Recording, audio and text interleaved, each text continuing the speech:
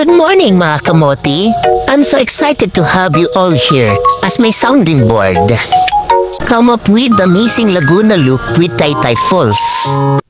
Nasisimula tayo sa isang exciting journey from Mapulang Lupa, Valenzuela hanggang sa iba't ibang lugar na madadaanan natin sa Laguna tulad ng Rizal Wind Farm, Pangil, Pakil, Paete, Pagsanhan, Mahayhay, Santa Cruz, Pila, Calamba, Cabuyao, Santa Rosa, Minyan at San Pedro City.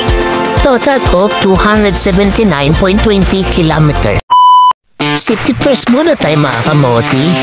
Ang kaligtasan ay dapat palaging ang pangunahing prioridad kapag nakasakay sa isang motorsiklo.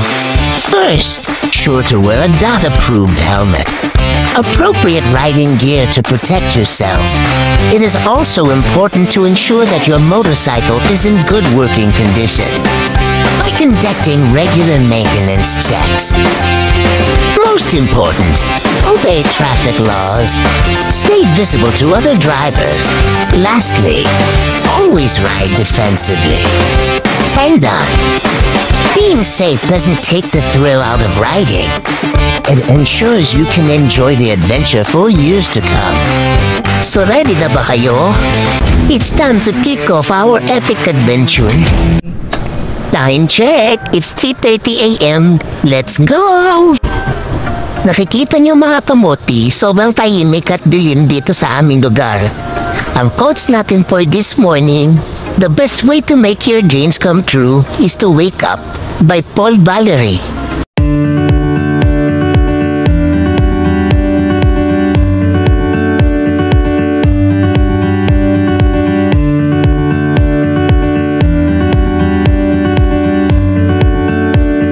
Tingnan nyo mga kamoti, sobrang aga pa pero may kamoting truck na dito sa amin. Sinapot niya ang buong lane namin. Ride safe!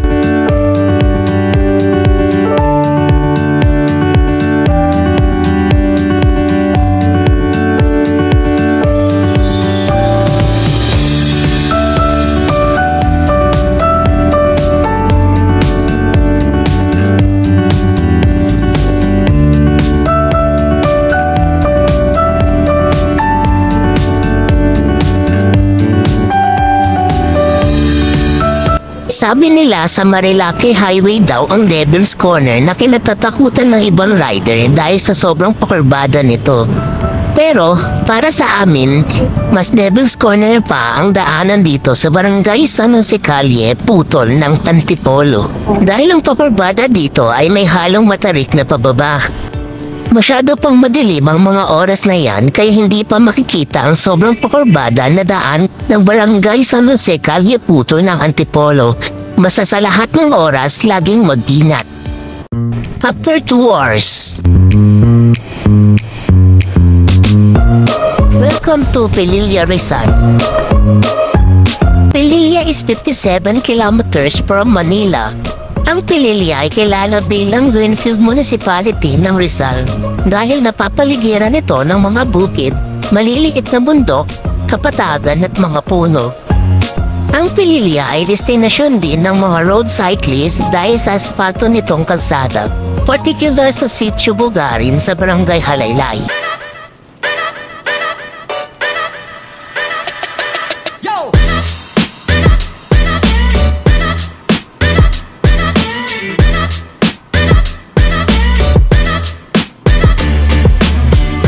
After 59 kilometers, dito sa 7-Eleven Pililla ang napili nating first stopover dahil mahaba-haba pang biyahe ang ating gagawin mga kamoti. Kailangan natin ng mahabang pahinga lalo na namimilipit na sa sakit ng tiyan ang amo ni Kaikai dahil nalamigan sa biyahe.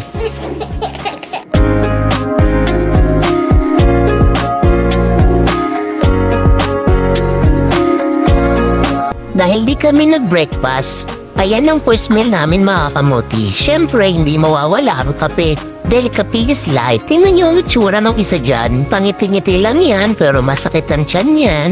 Sakto at maganda ang pwesto natin dyan mga kamoti. Kitang-kita mula dito sa 7-Eleven ang mga windmill sa Pililla Wind Farm. Time check, 7:57 a.m. After makapagpahinga, ready na ulit tayo sumabak mga kamote. Let's go!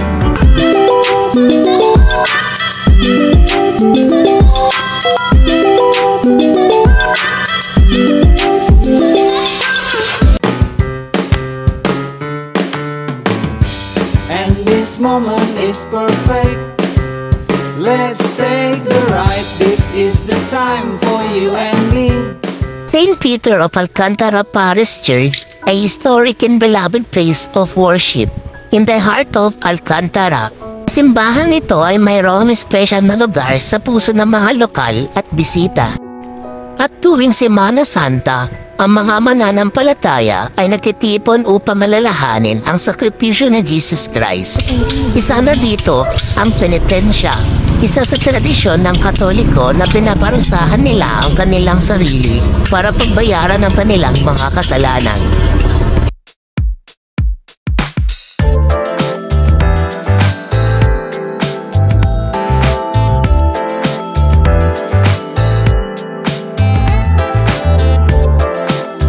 May isang museo dito sa lugar ng Paete, Laguna, ang Museo Apak. Sa loob ng museo, makikita natin ang mga napakamanghang artifact na nagpapahiwatig ng ating kahalagahan bilang isang bansa.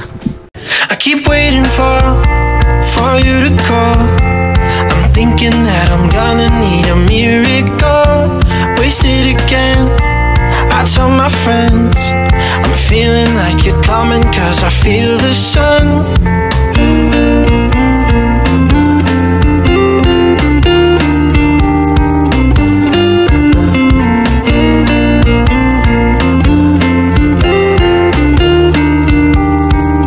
Lunch time mga kamote! Cheetos, isa sa nadaanan namin kainan dito sa Cavinti, Laguna.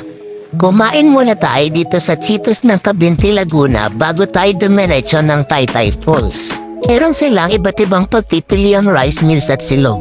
Sizzling, for solo or good for 2 persons, soup, chicken, samahan at kitrib ng pizza at pasta, noodles, sandwich, desserts, and drinks. Boom! Habang nag-aantay kami ng order, na-5 muna siya mga kamote. Kawawan naman yan. So ayun mga kamote, hindi kami nagsisi sa napili namin food. So let's eat! Bumili din pala kami ng 3 for 100 pesos na bibingka sa Cavinti, Luciana Road.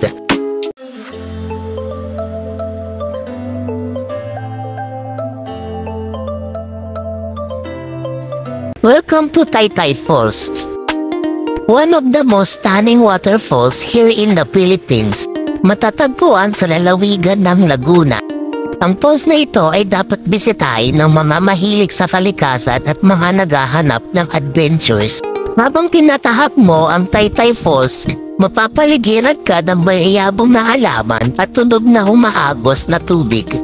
It's the perfect escape from the hustle and bustle of city life. Ang paglalakbay sa Taytay Falls ay maaaring medyo mahirap. 10 minutong lakad ito, ngunit ang makapigil ng tanawin sa dulo ay tiyak na sulit. Ang kristal na malinaw na tubig na umaagos pababa sa mga bato ay isang paalala ng kagandahan at kapangyarihan ng kalikasan.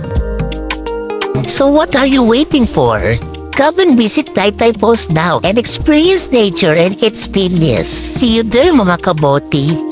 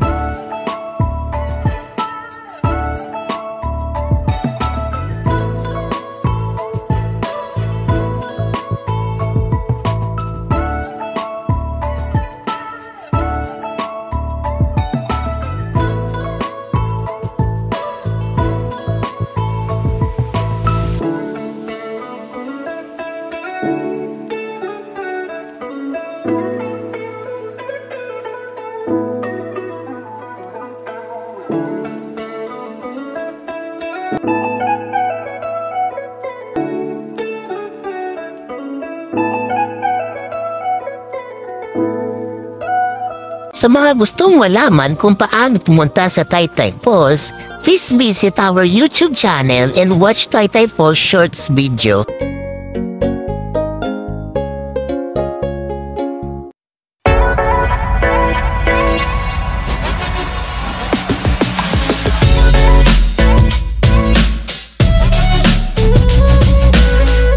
Dahil na-enjoy namin ng Taytay Falls, ginabi na kami. Kaya hindi na natin nabidyoan ng ibang lugar na nadaanan natin. Pero patuloy pa din ang mga ruta ng ating Laguna Loop.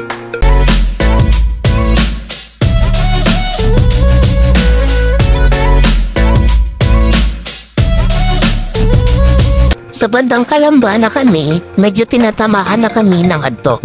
Kaya nag-stop over muna kami sa Shell at nag-jogging si Angka.